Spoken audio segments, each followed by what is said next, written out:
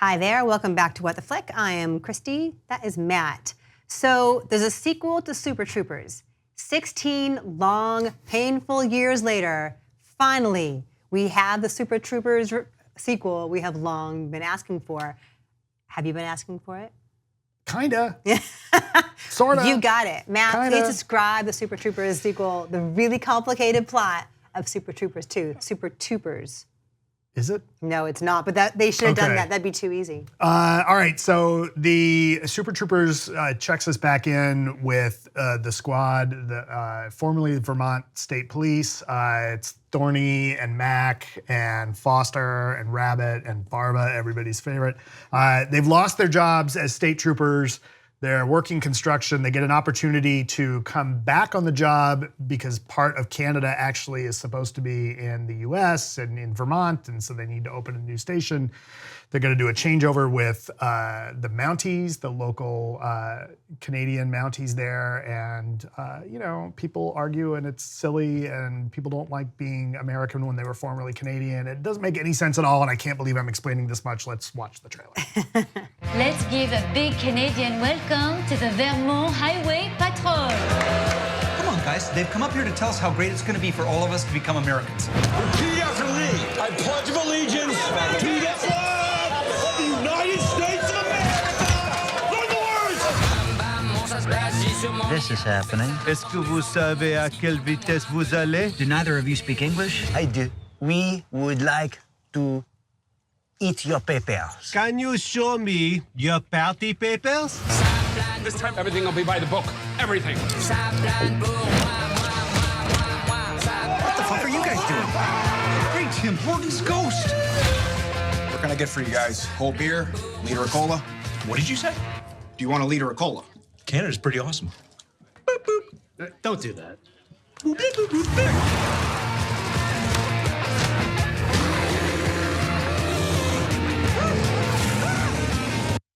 That's all you need to know right there is a bear in a porta potty. It's a perfect little metaphor for Super Troopers 2. So we did not get to see an early screening of this. I guess, did they screen it? Maybe? Barely. One time in New York, perhaps. So we went and actually saw it. And I laughed here and there. There are individual bits that I will admit I laughed out loud at. And I did like the first Super Troopers. And it is dumb, but it's hit and miss dumb. And sometimes it's fun. And if you don't have a whole lot of expectations, great. You know, this came out on 4/20. We were totally sober. We were under the influence of nothing, and we still had a good time. Not a great time. No, but individual bits do work. There's a scene in the trailer about them each taking a pill because they find this stash of And they contraband don't know what they pills. are. They don't know what the pills are, so they see how their bodies react to the pills and try to figure out what they are. That's kind of a good bit. There's a couple of good bits.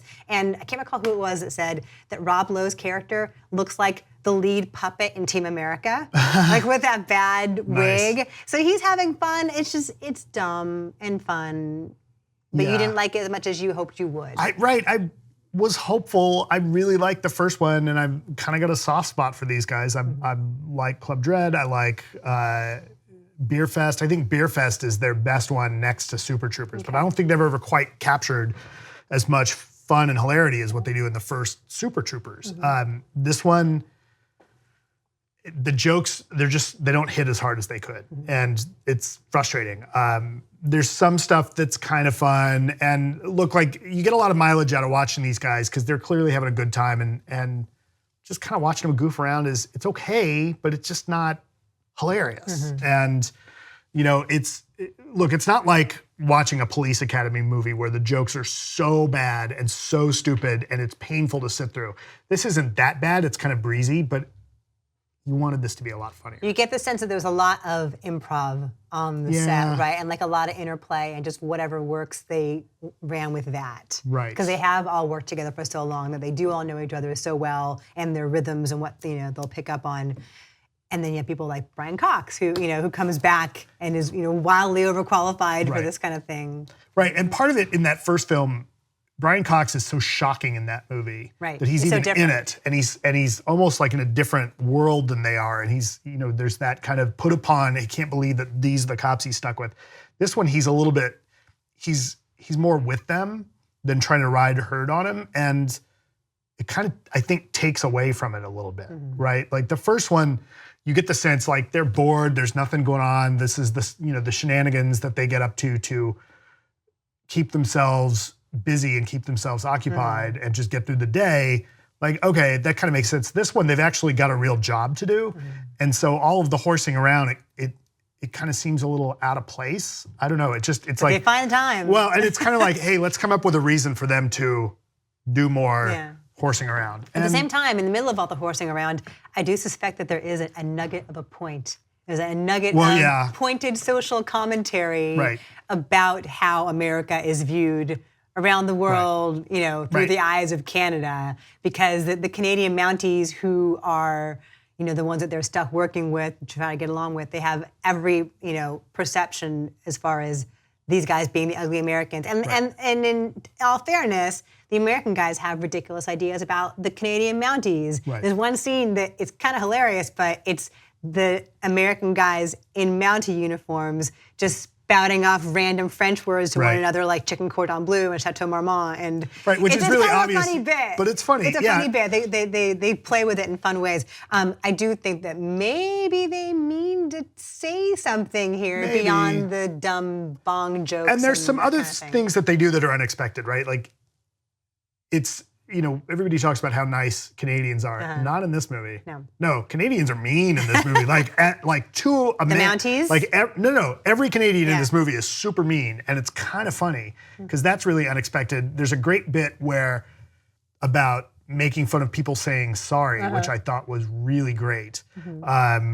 And then the scene where like the three Mounties are all together watching the hockey game, that was a really fun bit too. Yeah, the Mounties are all like wildly over the top French Canadian stereotypes. Like they all sound like my kid's hockey coach. Yeah. Like over the top. But that kind of works, right? And that accent's not actually that far off. I will say, having spent a lot of time in Montreal, having done that drive up from Vermont into Montreal, the little towns along the border there, I have been through there many times. So yeah, it's a fun, dumb movie to go see with your friends and laugh and perhaps imbibe beforehand. I will say a 5. Yeah, I'll give it a 5. We're saying 5. It's at 36% on the tomato meter. The first one was at 35%, so we're making progress. And I suspect there will be a Super Troopers 2. There is room for it, I guess. So this is our job, is to play catch up. We'll have actual reviews of good movies later on this week, including a little tiny indie called Avengers Infinity War. Infinity War.